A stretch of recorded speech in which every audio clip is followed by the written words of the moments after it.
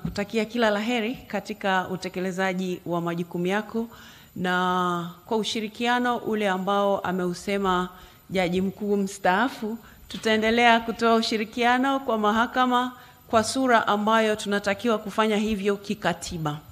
Labda Mheshimiwa Rais, jambo moja tu ambalo amelieleza kwa kirefu sana Jaji Mkuu mstaafu, ikiwa ni hoja ya ushirikiano kati ya mihimili mitatu kwa maana ya serikali, Bunge la Jamhuri ya Muungano wa Tanzania, lakini pia mahakama.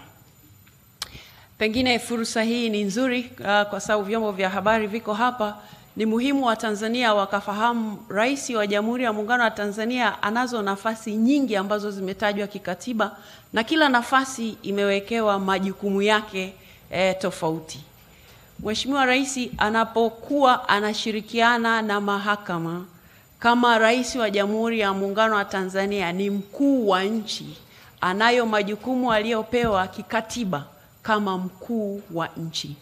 Na akiwa mkuu wa nchi pale juu, sisi wengine tunakuwa hapa chini. Mmoja anakuwa mkuu wa mahakama, muhimili wa mahakama, mwingine anakuwa mkuu wa muhimili wa bunge, na mwingine anakuwa mkuu wa muhimili wa serikali. Kwa hivyo Rais anayo nafasi kama mkuu wa nchi kisha mkuu wa serikali. Sasa yako mazingira ambayo pengine Watanzania kwa sababu ya mazingira yaliyopo sasa hivi na taarifa watu za upotoshaji kwa namna ile, basi huwa wanamtazama Rais kwa sehemu moja tu kama mkuu wa serikali, na kwamba akisema jambo fulani basi anakuwa na mihimili mingine pengine inakuwa inaingiliwa labda kwa namna moja au nyingine. Lakini uhalisia ni kwamba nchi hii mihimili yote inachukua mamlaka yake kutoka kwenye katiba. Vivyo hivyo hata Rais wa Jamhuri ya Muungano wa Tanzania majukumu yake yako kikatiba. Kwa hivyo ni muhimu kama ulivyosema Jaji Mkuu mpya sasa, maana umesha hapa kwa hivyo sio mteule, kwamba unapozungumza na vyombo vya habari ni muhimu sana wananchi wakawa wanaelezwa taratibu, lakini lazima wafahamu tofauti ya hii mihimili, lakini pia kumweka Rais mahali anapostahili. Sio mara zote anakuwa akitoa maelekezo au akisema jambo fulani kama mkuu wa serikali.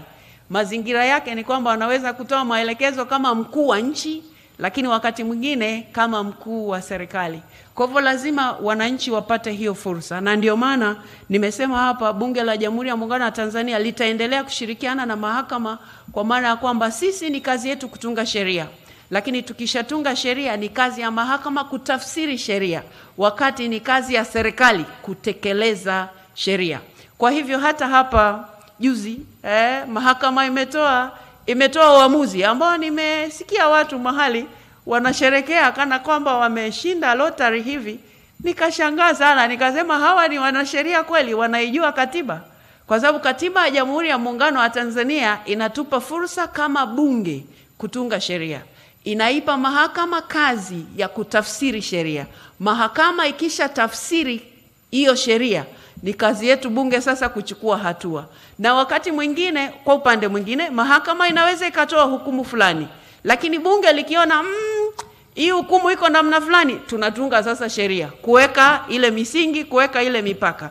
Kwa hivyo lazima wananchi wafike mahali ambapo kwa kweli wataelewa kazi ya hii mihimili, na pia kumweka Rais wa Jamhuri ya Muungano wa Tanzania mahali anapostahili, na kumtofautisha na Jaji Mkuu, kumtofautisha na Spika, wakati huo hata yeye kumtofautisha anapofanya kazi kama mkuu wa mhimili wa serikali. Mheshimiwa Jaji Mkuu, tunakutakia kila laheri katika utekelezaji wako, na Mheshimiwa Rais pia tunakutakia kila laheri katika yale yaliyo mbele yako. Asanteni sana kwa kunisikiliza. Asante Mheshimiwa Spika wa Bunge la Jamhuri ya Muungano wa Tanzania. Kwa heshima na taadhima naomba sasa